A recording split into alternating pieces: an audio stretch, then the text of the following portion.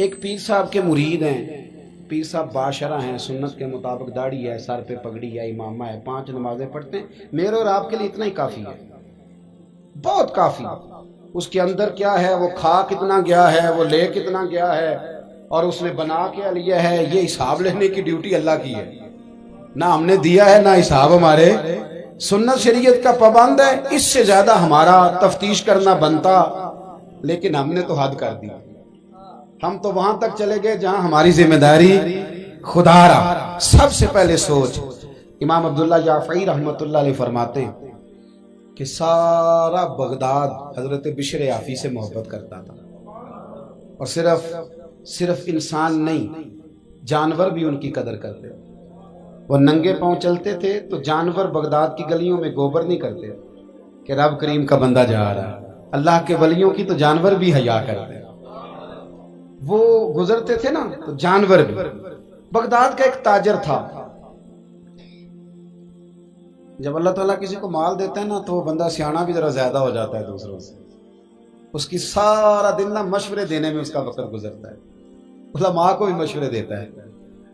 وہ کہتا ہے اس موضوع سے جمعہ پڑھایا کرو، اس لیے کہ آج کل اس موضوع کی ضرورت ہے، چونکہ 50,000 جو دیتا ہے مسجد میں سال کے بعد. تو میں کہتا ہوں اکثر کہ تیرے پاس پیسے نہ ہوتے تو پھر میں پوچھتا تجھ سے مشورہ کون لیتا ہے. اپنی حیثیت کا تعین کرو، کس چکر میں پڑ گئے. سارا دن مشورے دیتے گزر جاتی. اللہ نے اپنے فضل سے نواز دیے، بس کرو، سب سے تو سیانا. حضرت سالم بن عبداللہ رضی اللہ تعالیٰ عنہ کے پاس پیسے آئے تو حضرت عثمان غنی نے انہیں کہا کہ مبارک ہو، اللہ نے مالدار کر دیا. تو فرمانے لگے یار چھوڑو، پہلے لوگ میری ذات کی عزت کرتے تھے، اب میری جیب کی کرنے لگ گئے. اتنے ہی ٹھیک تھے جتنے ذات کی عزت کرتے. مجھے پتا تو تھا کہ میرے کمال کی وجہ. تو یہ بندے کے پاس پیسے آتے ہیں نا تو ناراض نہ ہونا آپ لوگ. میں نے دیکھا ہے یہ سویرے سویرے غریب عورتیں آ کے بیٹھتی ہیں رمضان میں زکوٰۃ لینے والی. اندر سے خبر آتی ہے کہ سیٹھ صاحب ٹوتھ پیسٹ کر رہے ہیں، پھر خبر آتی ہے کہ اخبار پڑھ رہے ہیں. تھوڑی دیر کے بعد پتہ چلتا ہے کہ بڑا ٹھنڈا آ گیا تھا تو اب وہ گرم لینے گیا ملازم. اور پھر وہ باہر نکلتے ہیں تو پھر وہ کہتے ہیں کہ تم لوگ سویرے ہی آ جاتے ہو، سونے بھی نہیں دیتے. وارث شاہ مان کری نہ وارثاں دا، رب بے وارثہ کر کے مار دائی. اللہ کی بے نیازی سے ڈریں. اگر اللہ نے دینے والا بنا دیا ہے تو لوگوں کو ٹٹولتے پھرتے ہو. امام شافعی سے آ کے ایک شخص نے کہا تھا جی مجھے تو کوئی ضرورت مند حقدار ملتا ہی نہیں، میں دوں کس کو؟ تو امام صاحب کہنے لگے پہلے تو بتا جو اللہ نے تجھے دیا تو اس کا حقدار تھا؟ تیرا حق بنتا تھا جو رب نے دے دیا؟ کہنے لگا جی نہیں. تو فرمانے لگے تو پھر کیوں لوگوں کو چیک کرتا پھرتا ہے؟ اگر رب نے فضل سے دے دیا ہے تو بھی دیکھ، اگر کوئی ضرورت مند ہے تو زیادہ ٹٹولا نہ کر. بہرحال بات لمبی نہ ہو جائے، مضمون پہ رہنا چاہتا ہوں. حضرت بشر یافی کا سارا شہر قدر کرتا، پیار کرتا. وہ بغداد کا ایک تاجر کہتا جی مجھے نہیں بابا اچھا لگتا. بھئی آپ کو کیوں نہیں اچھا لگتا؟ توجہ ہے میری بات پر؟ آپ لوگ زیادہ تھکے ہوئے تو نہیں؟ کچھ دوست نا مجھے گھورتے ہیں تھوڑا تھوڑا، پتہ نہیں، میں کیونکہ کمزور آدمی ہوں تو مجھے احساس ہوتا ہے کہ یہاں تو دیر سے بیٹھے ہوئے یا کوئی ایسی بات ہے جس کی وجہ سے مجھ سے ناراض ہیں. آپ بالکل فکر نہیں کریں، میں جلدی چلا جاؤں گا انشاءاللہ. اور تقریر بھی میں لمبی نہیں کرتا، میں کرتا ہی تھوڑی ہوں. میں تو جمعے میں گھنٹہ نہیں کرتا، میں تو مختصر بات کرنے کا قائل ہوں. تو تھوڑی آپ پریشان نہ ہوں، اور کوئی ایسی بات بھی نہیں کروں گا جس سے آپ محسوس کریں کہ کوئی معاملہ خراب ہو رہا ہے. اللہ تعالیٰ آپ کو بہترین صلہ عطا فرمائے. وہ بغداد کا ایک تاجر کہتا مجھے نہیں جی بابا اچھا لگتا. کچھ لوگ ہیں نا سٹائل ذرا ہٹ کے، یعنی سب سے الگ بات کرنی، علیحدہ بولی بولنی. مجھے نہیں. بھی تمہیں کیوں نہیں اچھے لگتے؟ کہنے لگا جی یہ جمعے والے دن نا جمعے کے فرض پڑھ کے چلے جاتے ہیں، باقی نماز نہیں پڑھتے مسجد میں. مسجد میں کون سی نماز پڑھنی ضروری ہے جی؟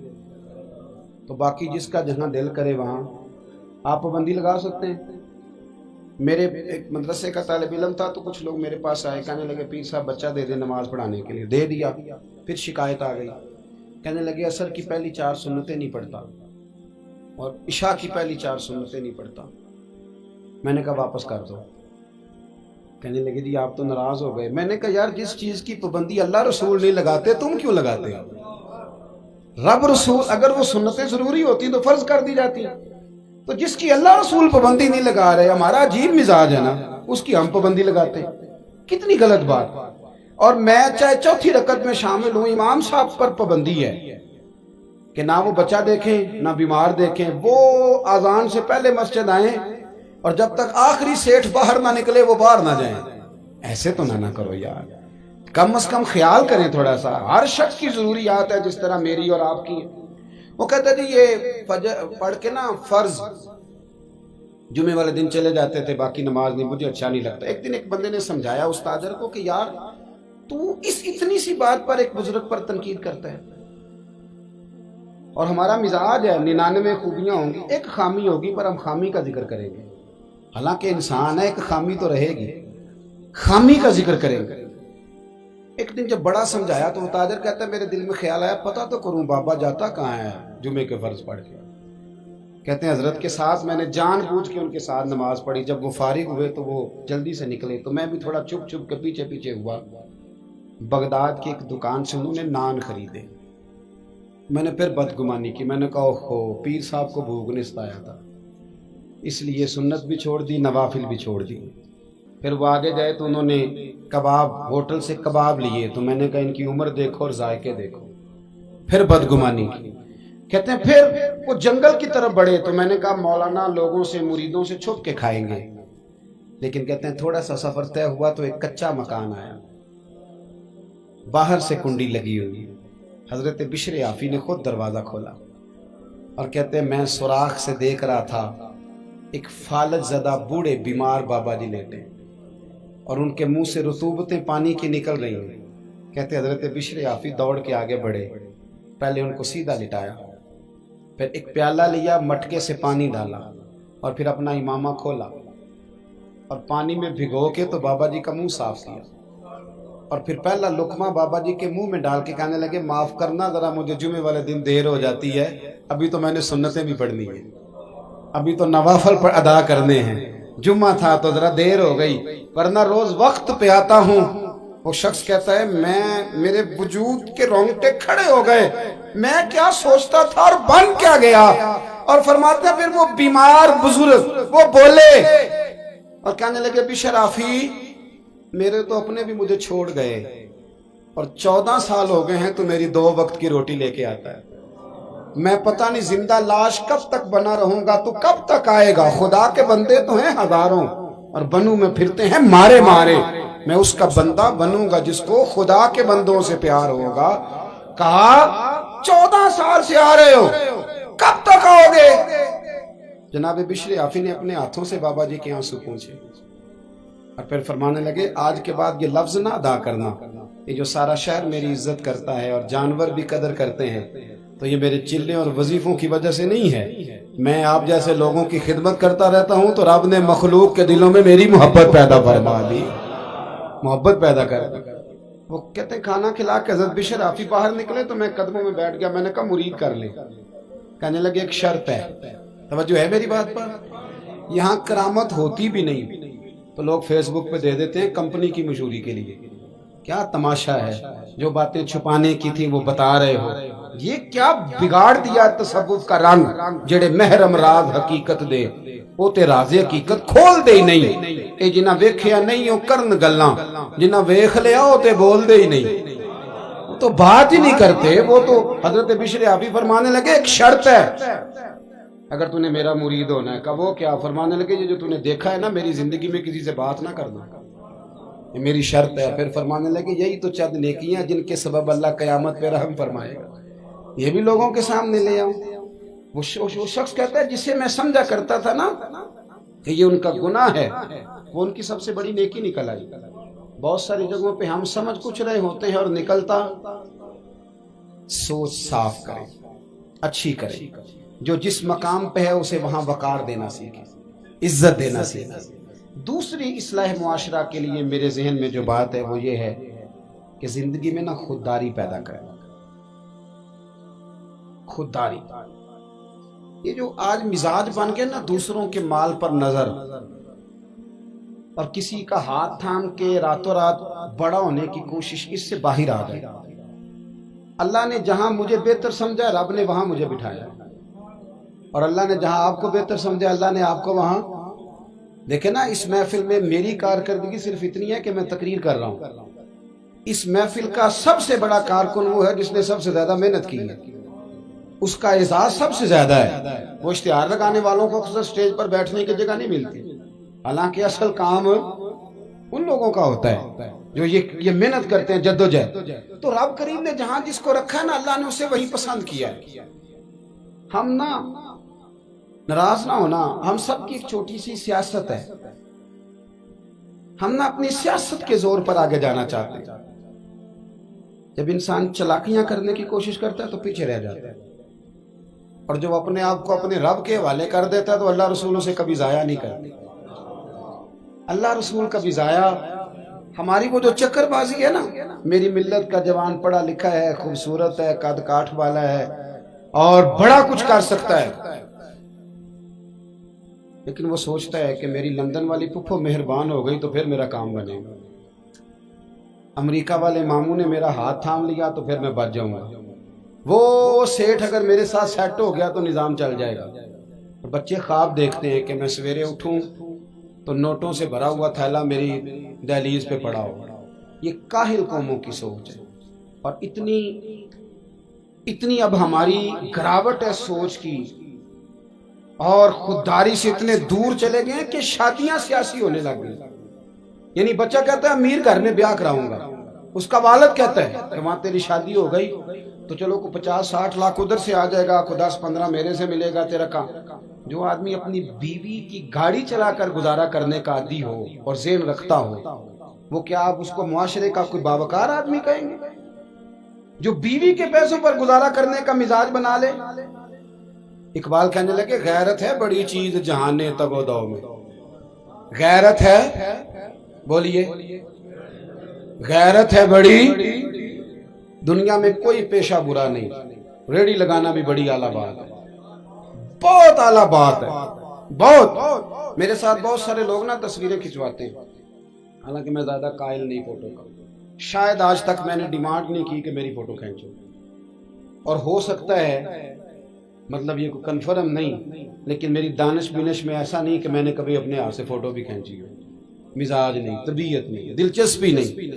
لیکن میرے گاؤں کا ایک موچی ہے، جوتے گانٹتا ہے، اس شخص نے 4 بیٹیاں بیائی ہیں جوتے گانٹ کے، اور میرے ابا جی بتایا کرتے تھے کہ جن دنوں نا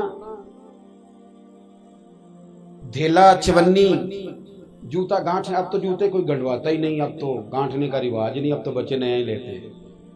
تو جوتا گانٹنے کے لیے جب اس کو دیتے تھے تو چونی اگر اس کی ہوتی تھی نا تو اس کو کہتے تھے نا روپیہ تو رکھ لے، تو کہتا کیوں رکھوں جی، میری چونیاں تو میں نے چونی لے لی، اور ناراض ہو جاتا تھا۔ 4 بیٹیوں کی شادی کی ہے اس نے، پھر اللہ نے اسے عمرہ بھی کرایا، اور آج بھی وہیں بیٹھا ہے۔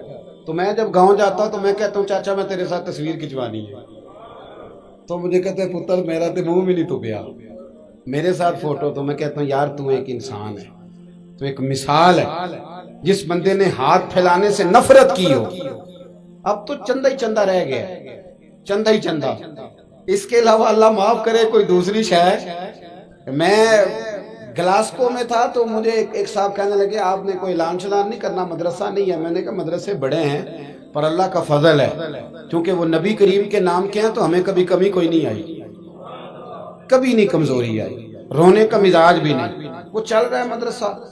تو میں نے کہا آپ کیا سمجھتے ہیں جو یہاں آیا ہے وہ چندے لے نہیں آیا ہے؟ کیا مزاج آپ لوگوں نے بنا لیا، اس سے نکلیں۔ وہ بھی کوئی قومیں ہوتی ہیں جو ہر وقت ہاتھ پھیلا کے رکھتی ہیں۔ قرآن مجید نے صحابہ کی تعریف کی، لا یسألون الناس الحافا، وہ لپٹ لپٹ کر سوال نہیں کرتے۔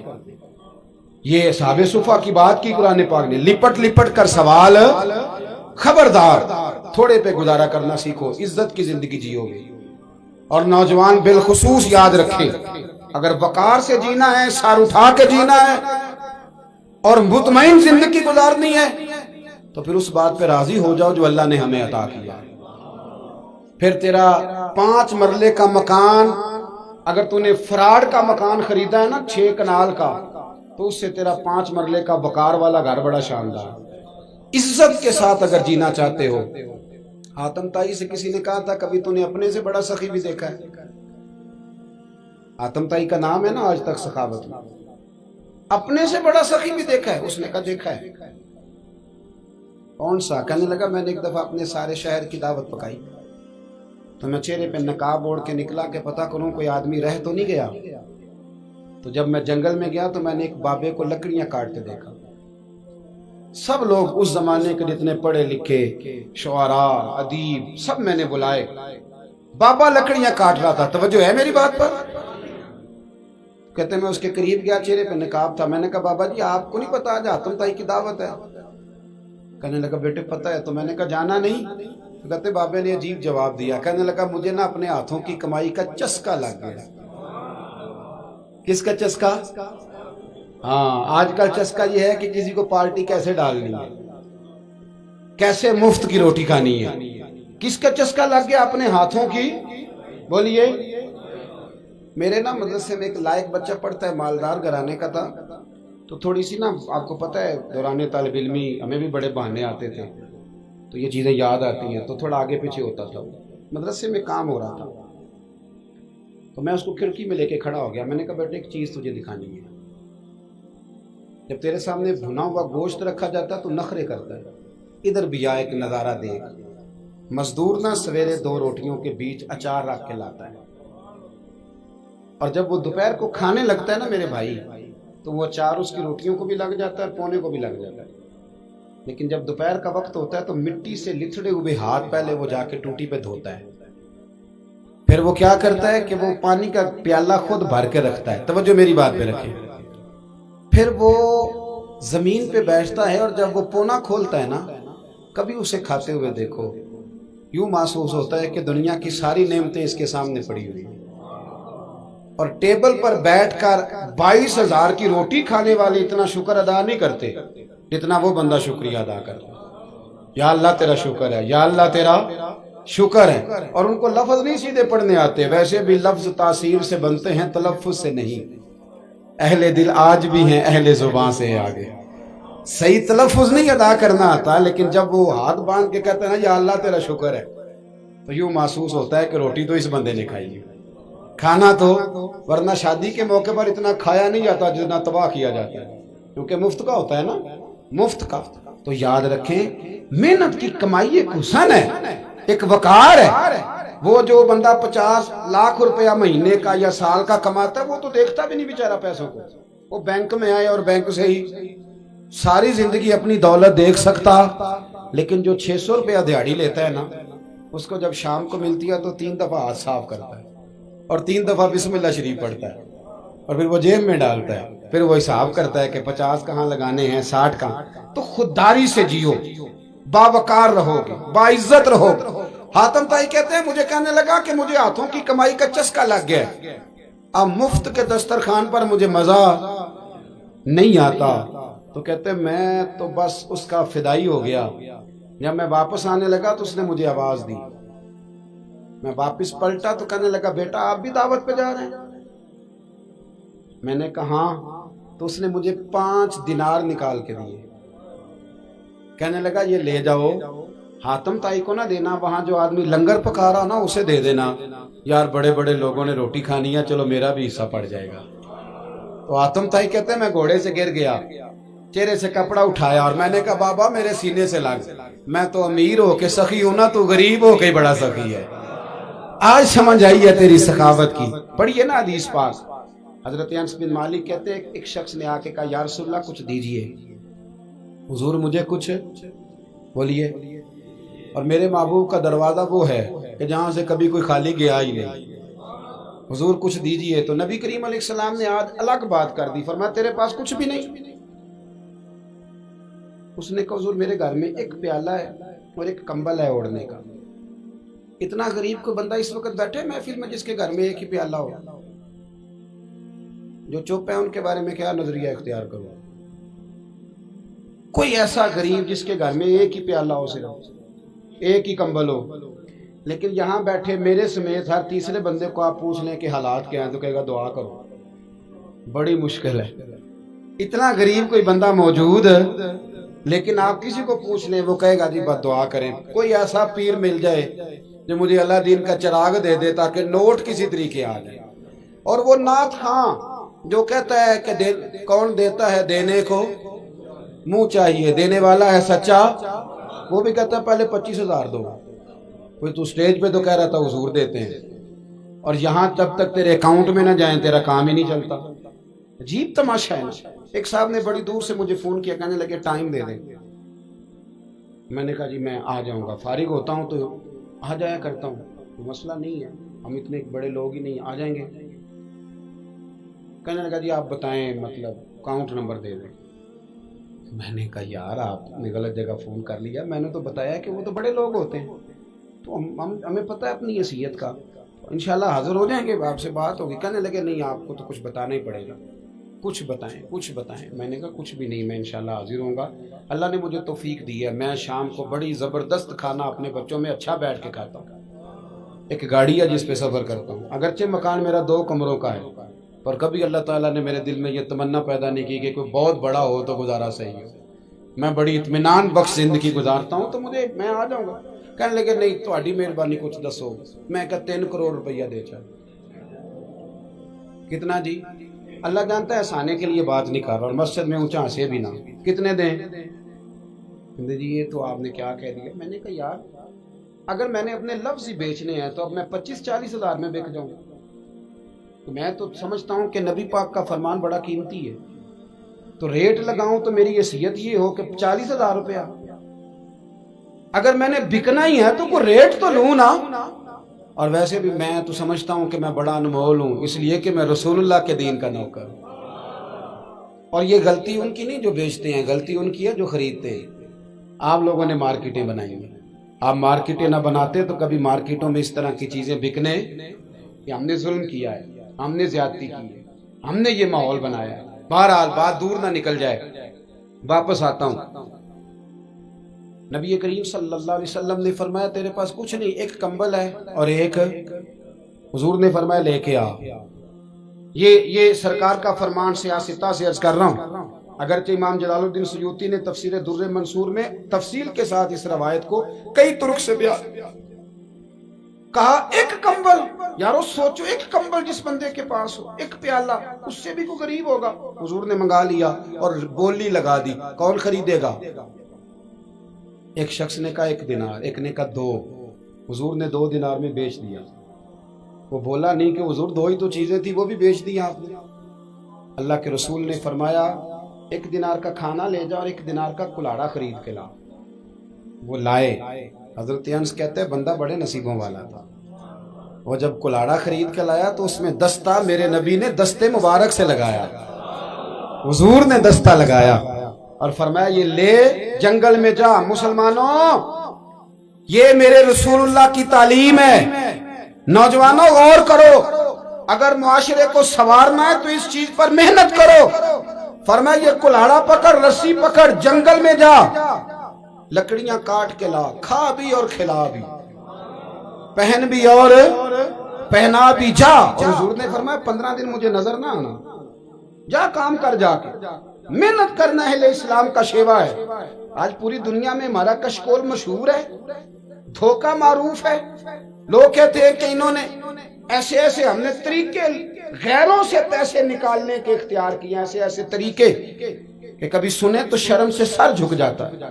یہ معیار ہوتا ہے اعلیٰ قوموں کا کہ وہ چندوں پہ زندگی گزاریں, وہ مانگ کر کے کھائیں. یہ معیار ہوتا ہے. کسی کونے پہ بریک لگتی ہے تو آپ دیکھیں مانگنے والے کتنے زور و شور سے آتے ہیں. خدا را محنت کی عادت. وہ صحابی چلے گئے, 15 دن کے بعد آئے. یہ لفظ امام سیوطی نے لکھے. 15 دنوں کے بعد آئے تو حضور نے فرمایا تیرا حال کیا ہے؟ حضرت انس کہتے ہیں مجھے بھی تجسس تاکہ پتہ تو چلے. تو وہ مسکرائے, عرض کرنے لگے یا رسول اللہ پہلے 1 پیالہ تھا, اب سارے گھر کے برتن بن گئے. یا رسول اللہ برکت آپ کی ہے, پہلے 1 کمبل تھا, اب سارے گھر کے بستر بن گئے. اور امام سیوطی کہتے ہیں انہوں نے جیب میں ہاتھ ڈالا تو 10 دینار نکالے.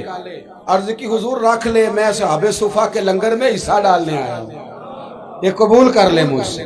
مہربانی فرمائیں, مہربانی, خودداری سے جیئیں اور تھوڑے پہ گزارا کریں.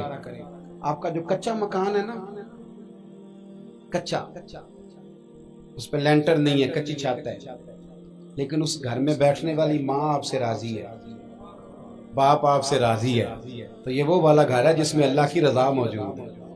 خدا را اس کٹیا کو, گھر کو اینٹوں سے بستے ہیں, رزق حرام جس گھر میں آتا ہے وہ گھر کبھی نہیں پرورش پا سکتا، وہاں فساد ہوتا ہے، دنگا ہوتا ہے۔ ایک صاحب مجھے کہنے لگے جی میں نے بڑے پیروں کو دکھایا ہے، گھر کے ایک کونے سے نا چیخنے کی آواز آتی ہے، تو آپ بھی کو دم کر دیں۔ تو میں نے کہا میں تو دم درود کرتا ہی نہیں۔ تو بہرحال کہنے لگے جی بڑوں کو دکھایا ہے، تو میں نے کہا یار ناراض نہ ہونا، آپ میرے دوست ہیں، میں نے ویسے ایک جگہ پہ یہ سنا ہے اور پڑھا ہے کہ اگر کسی کونے میں کسی یتیم اور بیوہ کے پیسے لگ جائیں تو وہاں سے چیخنے کی آوازیں بند نہیں ہوتی۔ اس پہ بھی تھوڑی غور کر لو کہ کہیں کسی کا ناجائز پیسہ تو نہیں لگ گیا۔ میں تھوڑا سا کبھی کبھی مجھے علماء موقع دے دیتے ہیں کسی میٹنگ میں بات کرنے کا، تو وہاں بھی میں کہہ دیا کرتا ہوں، کہہ دیتا ہوں۔ مجھ شیخ صاحب نے کہا تھا کہ اگر آپ کے بچے تعلیم حاصل نہ کریں تو آپ کیا کہیں گے؟ تو میں نے کہا میں کہوں گا کہ میرے سے مدرسے کے بچوں کے ساتھ زیادتی ہو گئی ہے، اس لیے میرے بچے نہیں پڑھ سکے۔ اگر میں ان سے پیار کرتا تو رب میرے بچوں پہ بھی فضل فرماتا، لیکن ان کے ساتھ ظلم ہوتا رہا۔ دیکھیں نا، تقوی بیان کرتا ہوں میں کہ میں نے کبھی مدرسے کا کھانا نہیں کھایا، حالانکہ تقوی یہ ہے کہ تو وہی کھانا کھا جو مدرسے کے بچے کھاتے ہیں، تیرے بچے بھی وہی کھائیں تاکہ تجھے پتہ چلے کہ یتیم مسکین بیچارے کیسے گزارا کرتے ہیں۔ تو وہی کھا جو کپڑے مدرسے کے طالب علموں نے رمضان میں پہنے ہوتے ہیں نا، وہ آپ کا چوکیدار بھی نہیں پہنتا، وہ ملازم بھی نہیں پہنتا۔ اور جب ہم تعریف کرنے پہ آتے ہیں اور ان کے نام پہ چندہ جمع کرنے پہ آتے ہیں تو ہم کہتے ہیں یہ نبی پاک کے جانشین ہیں، خدا را۔ اور آپ لوگ کیا کرتے ہیں؟ کبھی آپ کے گھر میں ایم پی آئے تو آپ نے کہا دیکھ ذرا لیٹ ہے، آدھا گھنٹہ بیٹھو۔ بولو، بچی بچے کا رشتہ دیکھنے والے ہیں تو ان سے کہتے ہو کہ کھانا لیٹ ہے، آدھا گھنٹہ بیٹھو۔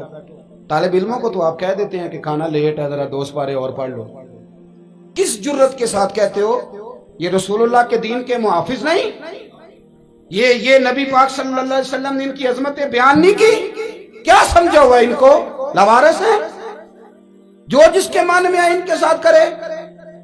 اور پھر آپ دعویٰ کرتے ہیں کہ میں اسکالر ملے مدارس سے، حالانکہ مدارس اپنا کردار ادا کر رہے ہیں، میں شروع میں کہہ چکا ہوں، لیکن جو ان کے ساتھ ظلم ہو رہا ہے اس کا احاطہ کرنا بھی بڑا ضروری ہے۔ اس لیے کہ میں خود اس قبیل کا آدمی ہوں، اس لیے بیان کر رہا ہوں۔ بات لمبی ہو جائے گی اور دور نکل جائے گی، واپس لوٹتا ہوں۔ آخری بات، ایک تو سوچ اچھی رکھیں، دوسرا خودداری، اور تیسرا زندگی میں ریاکاری چھوڑ دیں۔ قل ان صلاتی ونسکی ومحیای ومماتی للہ رب العالمین۔ اللہ نے یہ بات بڑی پسند کی اور اپنے نبی سے کہلوائی، کہا محبوب مجھے یہ بات بڑی پسند ہے، تو مجھے کہہ کہ یا اللہ بے شک میری نماز، میری قربانیاں، میرا دنیا میں موجود رہنا اور پردہ کرنا للہ رب العالمین، اس رب کے لیے ہے جو تمام جہانوں کا پال۔ ریاکاری بہت زیادہ ہو گئی ہے، تصنع بہت زیادہ ہے۔ ریاکاری کا میں ترجمہ پتہ کیا کرتا ہوں؟ میں کہا کرتا ہوں کہ ریاکاری بنیادی طور پر اداکاری کو کہتے ہیں۔ اداکاری زیادہ نہیں چلتی، نارمل زندگی زیادہ چلتی۔ ہم نا تصنع کرتے ہیں، دکھاوا کرتے ہیں، اور اس سے گھٹن پیدا ہو رہی ہے ماحول کے اندر۔ اخلاص دور دور تک نظر نہیں آتا۔ بیوی کپڑے وقت پہ دھو کے دیتی ہو، کھانا ٹائم پہ پکاتی ہو، سارے کام کرتی ہو، لیکن اگر خامد کو شک پڑ جائے کہ میرے ساتھ مخلص نہیں، گھر چلتا ہے؟ وہ سارے کام تو کر رہی ہے، صرف مخلص ہی نہیں نا، تو گھر چل جاتا ہے۔ بول نہیں رہے آپ۔ اور اگر بیوی کو پتہ چل جائے کہ پیسے بھی دیتا ہے، میکے بھی لے کے جاتا ہے، شاپنگ بھی ہر ہفتے کراتا ہے، پر میرے ساتھ مخلص نہیں، کہیں اور بھی چکر ہے، تو وہ خامد بیوی کو قبول ہے؟ کیوں؟ سارے کام تو کر رہا ہے، صرف مخلص ہی نہیں۔ اور بھائی سن لو، اگر آپ مخلص نہیں تو گھر نہیں چلتا تو دین کیسے چلے گا؟ اگر آپ مخلص نہیں تو گھر کا نظام نہیں چلتا تو دین کا نظام کیسے چلے گا؟ اخلاص شرط ہے، یاد رکھو۔ اور یاد رکھنا، اگر آپ مخلص نہیں تو نماز بھی بوجھ ہے، تقریر بھی بوجھ ہے، آپ کے لیے محفل بھی معاذ اللہ بوجھ ہے۔ لیکن اگر آپ مخلص ہیں تو پھر یہ آپ کا شوق ہے، پھر یہ آپ کا مشن ہے، پھر یہ آپ کا لطف ہے، پھر یہ آپ کا ذائقہ ہے، پھر ایک ایک لفظ۔ وہ ایک نعت خان صاحب کہیں تشریف لے آئے، ہمارے علاقے کے قریب تو بچوں نے ان کو بتایا کہ فلاں شہر میں، شہر کا ہی نام بتانا ہوتا ہے نا، اب راولہ کوٹ کے کتنے محلے ہیں میں تو نہیں نہ جانتا، تو مجھے جب کوئی پوچھے گا تو میں تو یہی پوچھوں گا نا کہ راولہ کوٹ جانا ہے. تو انہوں نے تھوڑا سا ہٹ کے پروگرام رکھا ہوا تھا، تو کہنے لگا آپ نے تو کہا تھا کہ شہر جانا ہے تو اب آگے بھی جانا ہے تو پیسے بڑھائے جائیں گے، اتنا کام. تو میں نے پھر اس کو سمجھایا، میں نے کہا اس طرح تو آپ خود بھی تکلیف میں رہیں گے. اگر آپ گاڑی کے میٹر پہ نظر کریں گے تو پھر تو آپ کی زندگی مصیبت بن جائے گی، پھر آپ کو نہ کچھ فائدہ نہیں دے گی. اگر آپ یہ ذوق بنا لینا کہ اللہ کی رضا کے لیے جا رہا ہوں، تو پھر جتنے قدم زیادہ چلیں گے آپ کا خیال ہوگا کہ یہ ساری زمین قیامت میں میرے ایماندار ہونے کی گواہی دے گی. پھر زیادہ قدموں سے آپ کو برکت حاصل ہوگی، آپ کو ذوق نصیب ہوگا، آپ میں توانائی آئے گی، اخلاص پیدا کر لیں گے تو جینے کا مزہ آئے گا. ہمارے ہاں جو آدمی 5,000 روپیہ رمضان کے مہینے میں دے رہا ہے نا مسجد میں، وہ بھی نوٹ کھول کے لاتا ہے، اور علامہ صاحب اگر 3 دفعہ اس کا نام نہ لے تو ناراض ہو جاتا ہے. مسجد کی ٹائلوں تک پہ لوگ اپنا نام لکھوا لیتے ہیں.